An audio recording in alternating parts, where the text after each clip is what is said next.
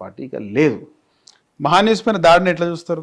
Journalist వ్యవస్థ పైన దాడి చేయడం అంటే నిజాలని రాయొద్దు, మేము చెప్పిందే వినాలి, మేము చెప్పిందే సత్యం అని మాట్లాడే కొంతమంది వారికి ఇలాంటి వ్యవహారము మంచిగా అనిపించవచ్చు, దాడి చేసాం ఇబ్బంది పెట్టాం అనిపించవచ్చు.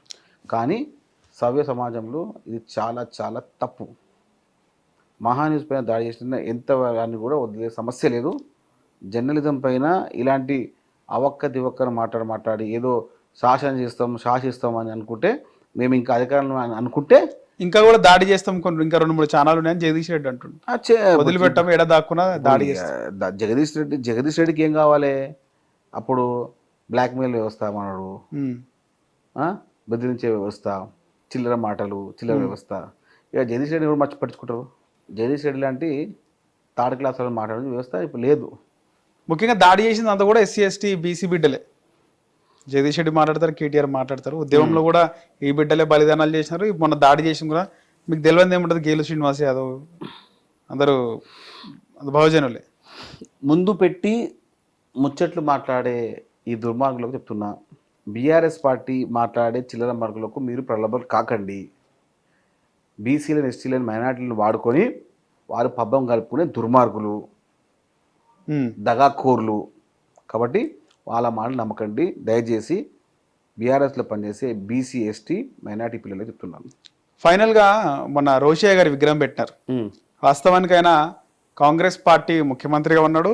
కానీ గతంలో ఆయన ముఖ్యమంత్రిగా ఉంటేనే తెలంగాణ ఎట్టి పరిస్థితుల్లో తెలంగాణ రానివను, అడ్డుకుంటాను ఆయన గతంలో మాట్లాడినాడు ప్రత్యక్షంగా. నేను తెలంగాణకు వ్యతిరేకి, నేను ఒప్పుకోనని కూడా మాట్లాడినాడు. సో అలాంటి తెలంగాణ వ్యతిరేకిని ఇప్పుడు తెలంగాణ గడ్డ పైన ఆంధ్ర సంబంధించిన వ్యక్తివి ఆయన విగ్రహం పెట్టడం అవసరమా అని కూడా మాట్లాడుతున్నారు. ఏదో ఒకటి మాట్లాడకపోతే వీళ్ళకి పొద్దుపోకూడదు. ఆయన రాష్ట్ర ముఖ్యమంత్రిగా పనిచేసిండు, సీనియర్ కాంగ్రెస్ పార్టీ నాయకుడు. అది కూడా వాసవి వాళ్ళ కులపోలు పెట్టుకుంటే ఈయన సీఎం గారు పోయి చేసిండు. వాసవి కళ్యాణ వాసవి ట్రస్ట్ వాళ్ళు పెట్టుకున్నారు, వాసవి ట్రస్ట్ వాళ్ళు పెట్టుకున్నారు. ఆడవైశ్య కార్పొరేషన్ చైర్మన్ సుజాత కల్వ సుజాత వాళ్ళ కులకు సంబంధించిన కుల వ్యవస్థ పెట్టుకున్నది. ఏమైనా అధికారికంగా పెట్టలేదు కదా, ఎందుకట్లా మాట్లాడతారు వేస్ట్ మాటలు. ఆయన జాతీయ నాయకుడు అలా కాంగ్రెస్ పార్టీ జాతీయ పార్టీ నాయకుడు, ఓ జాతీయ సంబంధించిన పెద్ద వ్యవస్థ చేసినారు. దాని గురించి చిన్న మాట ఏంటండి? ఎంతోమంది దుర్మార్గులు కేసీఆర్, ఎంతోమంది మన తెలంగాణ వ్యక్తులను అది మాట్లాడి ముచ్చట్టు కూర్చొని బిర్యానీ మర్చిపోయారు. కాంట్రాక్ట్లు కానీ వాడు కానీ వీడు కానీ ఎందుకు మాట్లాడతారు? ఇలాంటి చిల్లర పలుకులు పలికే వాటికి మనం సమాధానం చెప్పడం బెస్ట్. రైట్. చిన్న వయసులోనే మీకు కూడా మంచి పదవి వచ్చింది. ఎప్పటి నుంచి కాంగ్రెస్ పార్టీలు ఉన్నారు? అసలు ఈ స్థాయికి పదవి రావడానికి కారణము ఏంది? గోల్ ఉండే నా ముందే మీకు ఎమ్మెల్యే కావాలని ఉండేనా, లేకపోతే అనూహ్యంగా ఈ ప్రభుత్వం ఏర్పడ్డాక చైర్మన్? కొంచెము ఒక చిన్నది సంఘటన అయింది నరేష్, చిన్న సంఘటన అయింది. అది చాలా పెద్ద సంఘటన, అదే చాలా పెద్ద చిన్న సంఘటన, చాలా పెద్ద మార్పు. అది ఏందది అంటే ఏమైందంటే, మేము బేసిక్గా స్పోర్ట్స్ మ్యాన్. మేము స్పోర్ట్స్ మ్యాన్ ఉంటే హైదరాబాదే. అయితే మేము సిటీలోనే. అయితే ఒక పెద్ద స్పోర్ట్స్ మ్యాన్కి మేము ఆయన ఫ్యాన్స్ అనమాట. ఇక ఆయన చూసి మేము ఒక స్పోర్ట్స్గా ముందుకెళ్ళేది. ఆయన ఒకసారి ఒక పెద్ద ఫంక్షన్ పోయే ముందు బయట నిల్చొని వెయిట్ చేస్తూ ఉన్నాడు, గంటసేపు వెయిట్ చేస్తూ ఉన్నాడు. ఎవరు ఎందుకు వస్తారంటే ఒక పెద్ద నాయకుడు వస్తున్నాడు అని చెప్పారు. చూస్తే కూడా ఆ పెద్ద నాయకుడు కాదు, మామూలు నాయకుడు.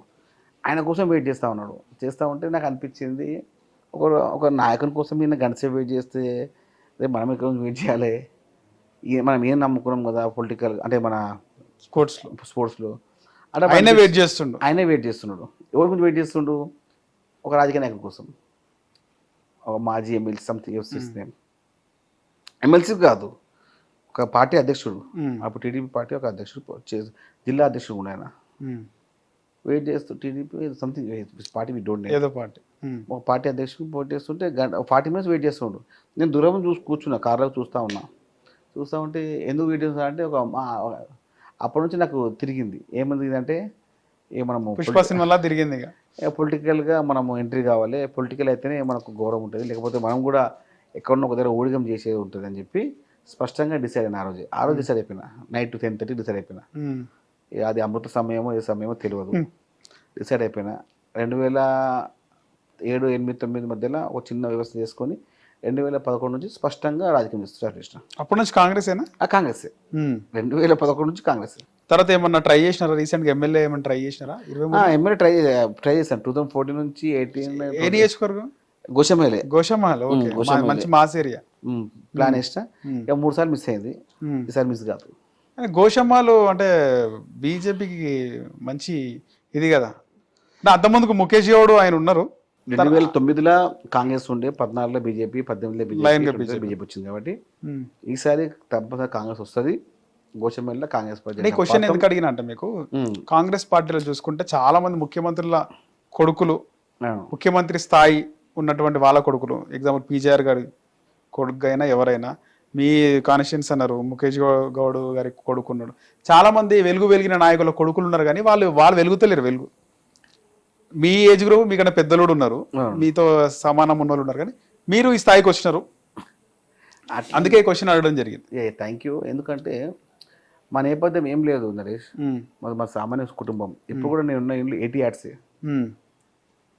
నేనున్న అదే ఇంట్లో ఉంటారు. అదే ఇంట్లో ఉంటా. చిన్న బస్సు, మా ఇంటికాడికి ఆటో వస్తుంది, కారు కూడా రాదు.